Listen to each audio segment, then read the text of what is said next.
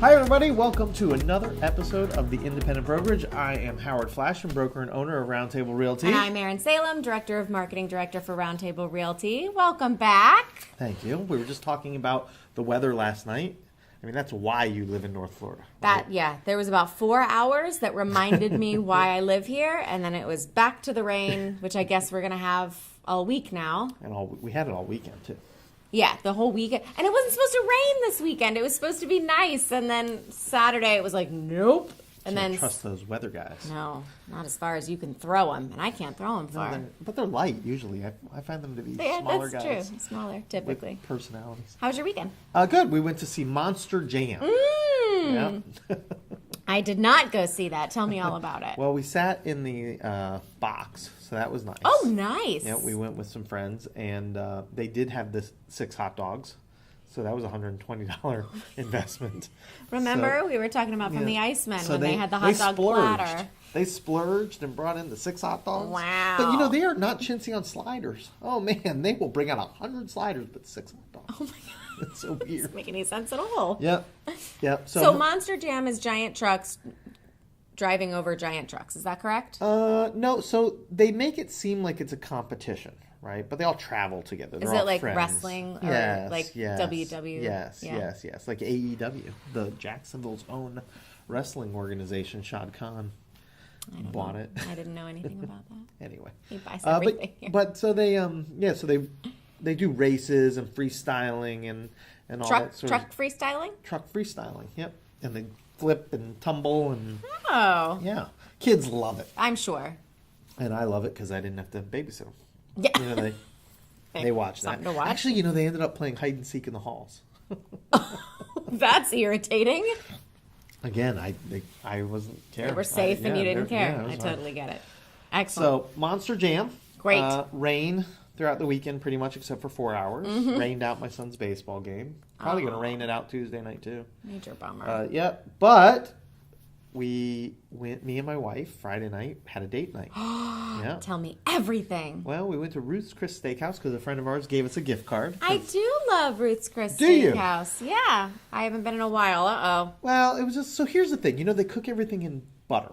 I love that. Right. It's my favorite part. But from what I have gathered afterwards, after talking to people about this, is it's very easy to burn butter. I didn't know that. Well, sure, you can burn butter. Yeah. It can go rancid, like any fat can go rancid. I didn't see. You're speaking right over my head when it comes to that. Was it burned? But Ashley got a steak, and it definitely tasted like burnt butter. Oh no. That's okay, I guess. I had salmon because they had terragoucha for lunch. Are they going downhill? Are they going downhill? No, I don't know. It was one time. I was telling my dad last night, and he was like, I just ate there 2 weeks ago. It was great. Okay. So. Oh, major bummer. But Did you say you had terragoucha for lunch? I had terragoucha for lunch. I just want to let the world know that I believe in the past week, Howard has had an all-you-can-eat meat buffet at one of the all-you-can-eat meat buffets 5 times? 3 times in 12 days. Still Is that not many. okay? It's still too many. I don't know. I heard you say though that the lunch was the way to go. Lunch at Terragoucha is the way to go because they bring the meat right off the spit to your table. It is sizzling hot. It is. Listen, I love meat. Don't quote me on that, but I do love meat. It's just there's like a certain amount of it where they keep bringing it to the test. Because I can't stop myself. I'm like a puppy. When you bring me, like if there's a buffet or you're bringing me food and I have to tell you to stop, I'm not going to tell you to stop. And so I get a little sick when I go to those places. I'm sorry. I do not get sick. I do not have that experience. I just take a nap. Yeah, a meat nap. All right, so we talked about that it's going to rain all week. Yes. Right? And so this is a topic of real estate conversation. Because what will happen, I don't know if you knew this. I probably didn't. But there are some realtors out there who won't work in the rain. Yeah, not ours. But here's the thing. Working in the rain, or especially if you're under contract on a home, when it's raining, that is the time to go see the house. You can see things in the rain that you can never see. That's true. Tell us some of the things. Well, so how does the water run off the lot? Yeah. The grading of the lot. Does it pool anywhere? Does it pool anywhere? You can see whether or not water is cascading off the roof because there's no gutters and what it's doing to the ground. There's just so much stuff that you can Leaks see. in the skylights. Absolutely. Leaks around windows, potentially. Even one time we rented a house, and every time it rained, the water level would get so high that we couldn't flush our toilets without our toilets overflowing. Shooting up. Yep. Mm-hmm. Well, I'm just so... You had posted a blog. You did the blog the other day about when's a good time to fire a realtor. Yes. When is it not clicking? Yes. It's on the Roundtable Realty blog. Yeah, with a customer or a client and the realtor, when should they just go, enough? Yes. I would argue that one of those times is if it's raining and you realtor call your realtor and the realtor says, yeah, I'm not going. I mean, don't worry, there's exceptions. Sure. I mean, if it's a thunderstorm where your life is in peril. A hurricane is barreling down. Yeah. On the city. If someone calls you during Irma and says, I'd like to see a house today, the realtor should fire them. That's right. Yeah. But otherwise, on a day like today where it's really, really wet out, this is a great day to go look at homes. Absolutely. We actually had one of our agents this weekend told us that she was going to cancel her open house because it was so rainy and yucky on Saturday and she wasn't sure she wanted to do it. She thought, well, I'm going to persevere and I'm going to go out and hold my open house in the rain. And she ended up being able to help 6 families and people. So I don't know if they were all families, but 6 people in her open house she was able to help. So and I think one turned into a contract. Right. So for those of you playing at home, yes, open house is a great opportunity for realtors not only to showcase your home but also help people that maybe aren't being helped at the time by another realtor. Mm-hmm. And so they come in and she greets them and kind of finds out what their needs are and then I believe this particular one took to a D.R. Horton community on the island and found them new construction and has 5 other people that she's helping. And then if I'm not mistaken, she's potentially getting an offer today on the open house. On the open house. That is great.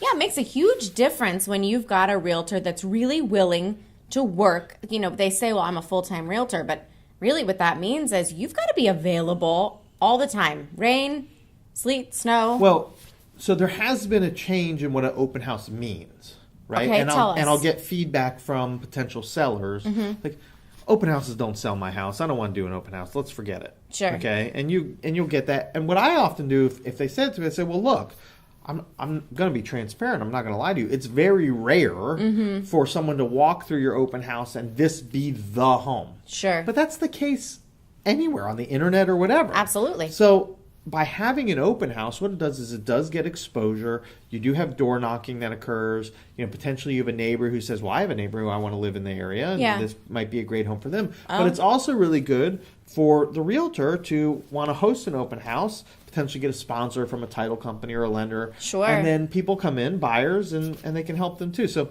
open houses are not a waste of time. No, not at all. We're big fans of open houses. Actually, if I can venture into this, you know, Zillow right now is charging realtors per lead in everything. Well, per lead in 32259, which is the St. John's area. I gotta readjust. If you do the math, it's about $360 per lead, as they call them, lead. Somebody who clicks on a contact form. Yeah, $360 leaves their information, and then a realtor calls them or emails them at the information that they left. Right. So they may or may not actually be looking, ready to buy, ready to sell, any of that stuff.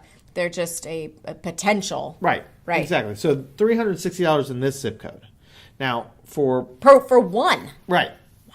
And for point of fact, you know, we do our own lead generation in-house, and ours are around $30 lead. Yeah. But what I tell realtors all the time is open houses are almost free. Right.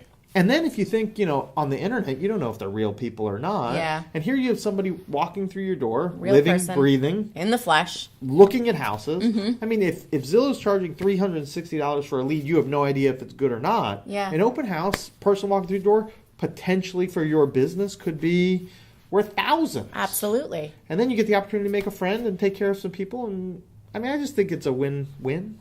I completely agree with you. I think the thing that holds a lot of realtors back, especially, you know, realtors that maybe are newer to the game or are a little less outgoing, there's a lot of interaction that has to go on at an open house. You've got to ask some questions and show an interest in someone. And sometimes realtors feel uncomfortable doing that if they're not used to it. I got news for you. They're in the relationship business, and if they can't authentically care about the people that are coming through the door, then they're in the wrong business. I agree. They got to get out. Yeah. Get out. Get out! All right, you guys, tune in next week for another episode of the Independent Brokerage. I'm Howard. I'm Erin. We'll see you soon. If anybody's wondering where the continuity breaks are in this, it's because our camera is it overheating? It's overheating, and that's why we need to find these breaks and go, okay, here's where we're going to start. Natural cut. Yeah.